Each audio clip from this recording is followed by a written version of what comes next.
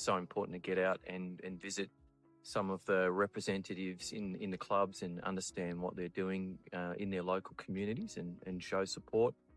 Also just to understand, what's in their plans on the horizon. Here we are today at Benalla, coming out to inspect the track.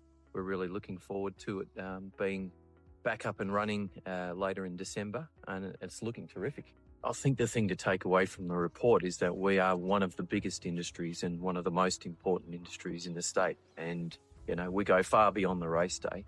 The racing industry is responsible for contributing something like $5.5 billion of economic value add to the state. And whilst we're proud of that economic contribution that we make, we're equally as proud of the social contribution that racing makes to all the different communities in which we operate right across the state. And the data shows that we employ something like 34,000 full-time equivalent roles, but there's probably something like 100,000 plus people involved when you think about the professional direct roles, but then the volunteers and all the participants involved is such a huge ecosystem. The data tells an important story, but doesn't tell the whole picture.